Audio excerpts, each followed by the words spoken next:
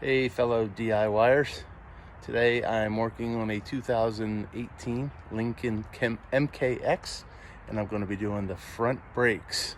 So everybody, here's the Lincoln MKX. I kind of started already and then decided to make a video, but first things first, pull it into your garage, chock the back tires, make sure it's safe. And I kind of chocked both ends in the rear. Again, this is for the front brakes for a 2018 Lincoln MKX. And I'm going to kind of walk you through it. I couldn't find any videos on it, so I thought I'd do one.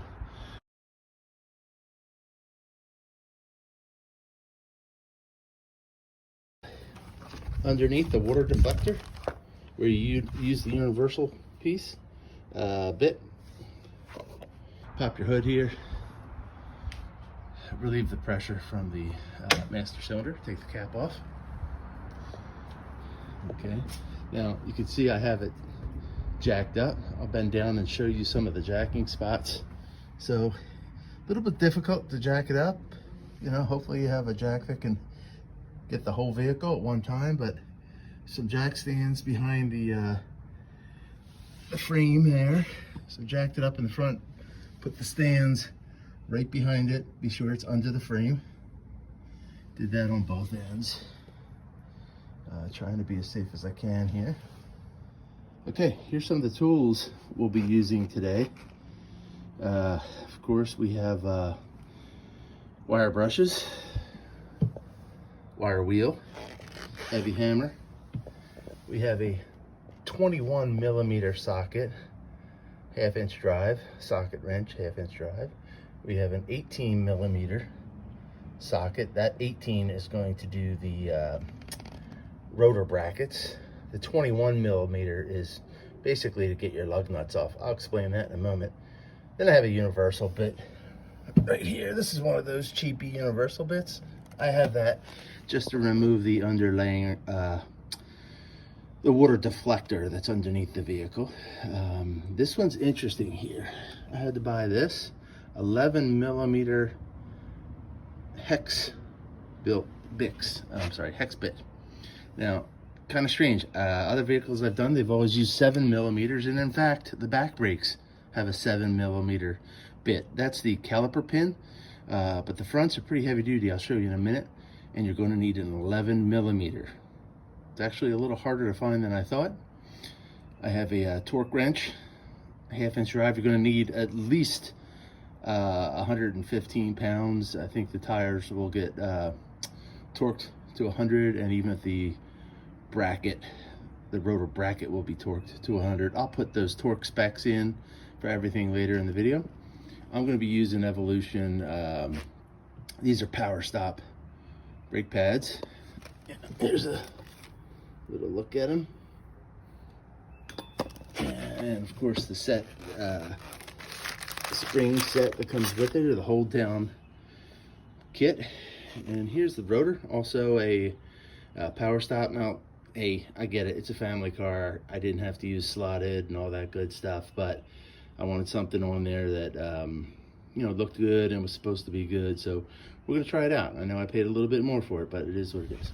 And then of course a lug nut wrench. Okay, now that the car's jacked up safely, I'll just show you these lug nuts. This is kind of a pain in the ass, but these are 21 millimeter lug nuts. They're factory lugs, and I've been having the car serviced by Lincoln for the last few years, 4 years or so. And trying to get these lug nuts off was just vicious. It was brutal, because what happens, I didn't know this, but here's a 21 millimeter socket right here. I put it on, it doesn't fully fit, doesn't house in there properly, right? You can see there's about a 1/2 inch gap. What ends up happening is you think that's fine, you put your air gun on it, and suddenly it starts stripping it out like this. Right, this is really snookered up bad. I'll explain what I did to it. This is where I found out the hard way. The lug nut is actually two components. This piece on the end of my finger right here is the actual lug nut. The part on my thumb is basically a cap that goes over the lug nut, so it looks all pretty. Well, when people start using the wrong size lug nut wrench, it starts to mess up the corners of the lug nut right here, and they get soft, it bends, and all of a sudden this outside cap starts spinning around the lug nut, and then you're royally screwed. What you have to do is get your lug nut, get your socket, get your heavy hammer, pound that bad boy on a few times, 4 or 5 good shots, and then either use you know, your breaker bar, you know, or something to get those lugs off. Don't use the air gun. It ends up being a mess. I know, I tried it, because what I was just showing you a moment ago is me learning that, oh, look at that. I put a screwdriver right through the end of the lug nut. You can see right on through it. Kind of crazy. But anyway, $140 later for buying lug nuts, and here I am. Okay, lug nuts are off. You gotta break the tire free. Give it a little kick. All right, it's gonna be a little bit harder. I'm gonna put it down for a moment. Okay, couple good kicks. And here we go. The tire's off. Okay, well, tire's off. Just want to show you caliper, rotor, bracket. Let me give you a glimpse of the back. Here's the caliper pin. They have a little cover on it. You gotta pop those off. See, that comes brand new in the power stop kit. Also, there's the rubber housing for that caliper pin. There's another brand new one with the kit as well. And I'll show you that bit in a moment. Here's that 11 millimeter hex bit, which also is a Allen wrench, basically. It fits in there. There you go. It locks in. So we know that's the right bit. All right, so I'm going to crack these nuts loose, and the bracket as well, which you can see right here. It's going to be an 18 millimeter. There's one here, one down below. All right, be back in a moment. Okay, folks, a couple other things I forgot to point out, some things that you might want. There's some brake parts cleaner. There's a caliper piston compressor. You could use a C-clamp. I have some silicone paste, some brake part lubricant, and some anti-seize, and finally a little bit of thread lock glue. Okay, I got that bottom caliper pin out, and I really wanted to show this. This sucker is huge. This is what it looks like. Yeah, that's your 11 millimeter right there. It's the bottom down here. Here's the top one. Getting ready to pop that thing out. Totally, just be careful. You know, you don't want your caliper to fall off.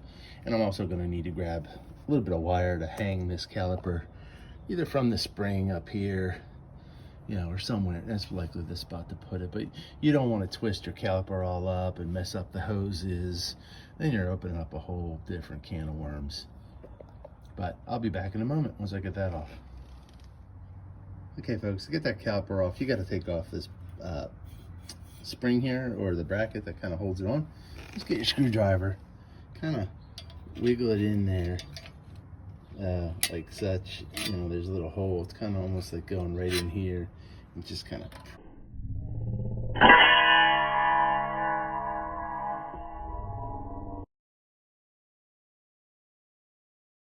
boom, and it just kind of pops off. So that should then, now that caliper pins are out, this thing is going to slide right off just like such, and there you have it. Your caliper's off. I'm going to hang it and get ready to compress the piston. Okay, piston's off, hanging, should be good. I'm going to put something under it just in case that hanging thing doesn't work. They have special little clips you can buy or you can get, but whatever, just make sure you support it. We're going to bang off these pads. There's the old pad. It should pop right out. And then I got to give it a little tap on the inner piece. let's see. Okay, when you are compressing your caliper pistons, I just wanted to make sure you know, don't slam these things down really fast. Just take your time. You don't want the brake fluid to overflow, and some people don't even like doing it this way because you're pushing the old fluid back in. This fluid's still in pretty good shape, and I'm likely to have the fluids changed next time I have the brakes anyway, so I don't think it's going to do any damage. So I'm going to stick with it. I'm going to compress these down nice and slowly, and I'll be back. Okay, as you can see here, the pistons are pushed in. Okay, this part right here is normal. You don't push, they won't go back any further, so don't think it's going to be flush with the metal here. Yeah, check them out, make sure there's no damage. Do not wire brush this for fear that you may tear your boots there or the little rubber seals. You don't want to do that. I am going to wire brush the inside, all right here, in this middle section, and on the end right here as well, just to make sure it's clean, flush. Make sure I'll take the little brush to the ends where the pad sits in there, just to make sure it sits in there nice and flush. But things are going well so far. Okay, so I'm taking off the bracket here, and man, it's a bear. They're on there pretty tight. You're talking about 100+ pounds of torque on it. Plus, look at all the Loctite the factory puts on that. A lot of Loctite, so they're a little rough getting off. I used some pneumatics to help me out once I got in it, and basically we're about done.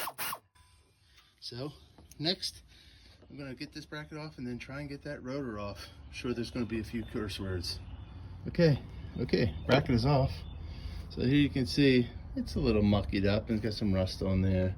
So I'm going to use the wire wheel, get that cleaned off. All those contact points will be cleaned off, nice and shiny and smooth. I'll put a little brake grease on there as well to hopefully eliminate any squeaking.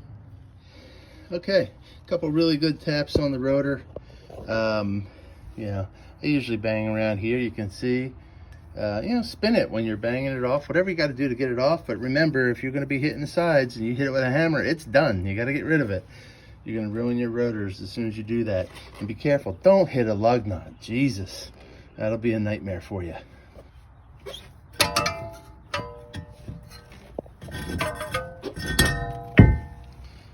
There we go. That's the reason why you got to pound on your rotors. Unfortunately, they haven't been off probably since the vehicle was made. So, yeah, I'm going to sand these down with my grinder or my wire wheel, get it nice and smooth and even. It's important that you do that so your tires are nice and balanced when they're on. Otherwise you'll get wobbling or maybe pulsation on your brakes, and then you're going to have to do your brakes all over again. You can also wire brush this right here a little bit, make sure it's nice and clean. You just want everything to be clean, and after I get this all smoothed out, I'll put some anti-seize on there as well. Don't get the anti-seize on the lug nuts. Okay, it's time to clean off these new rotors. Brand new out of the pack, gonna clean them down. Oddly enough, they even tell you what side they go on. Front passenger side, how about that? I'm gonna clean them off and go put them back on and see how it goes. Okay, new rotors on. Put a couple lug nuts just to hold it on there so it doesn't kind of move around. Here I have the bracket. You can see I kind of cleaned it off on the where the bolts and the pin go through. Clean the inside nice and good with a wire brush and a wire wheel. Make sure everything's nice and good. I'm going to put a little lubricant up here and then down here on this end as well. Just a little. You don't go crazy on this stuff. You don't go putting too much on. And then I'm going to get this bracket mounted. Gonna put on some fresh blue Loctite. Don't lose the washer that goes with this.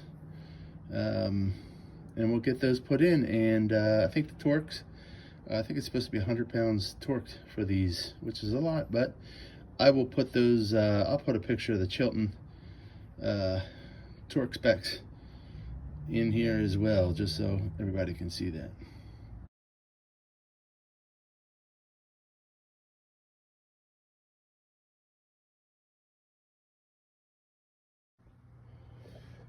Okay, bracket's back on. Got my torque wrench on here.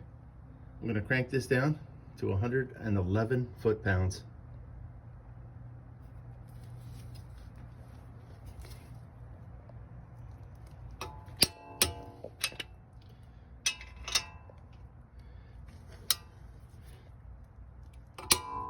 Here we go.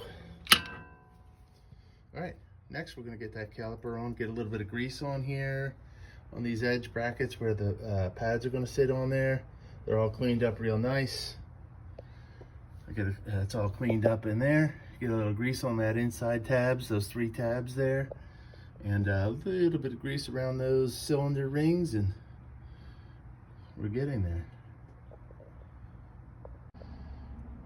Okay, folks, brake pads are in. Thin layer of brake grease around the fittings here, and you know, it looks like it's bulked up, but there's not. There's really just a thin amount there, and you know, I got the pad in there. Same deal.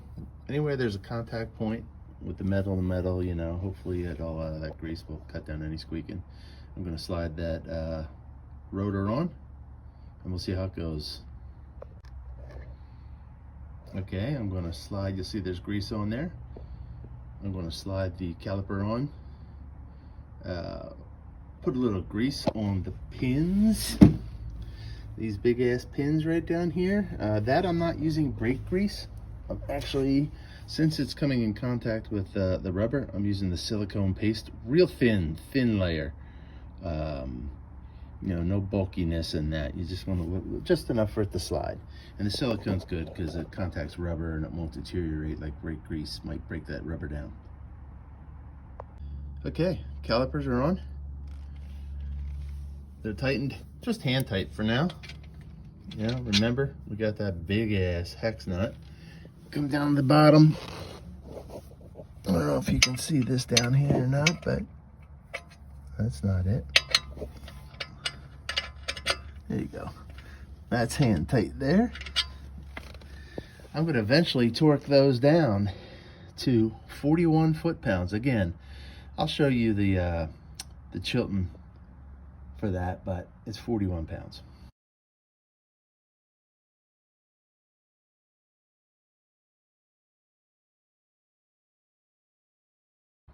And then I'll torque those down and I'll put these on. My springs. These are going to be a little bit of pain in the ass. Pain in the ass is going to be a 2-hand type of gig. But we'll get those on and we should be close to wrapping up.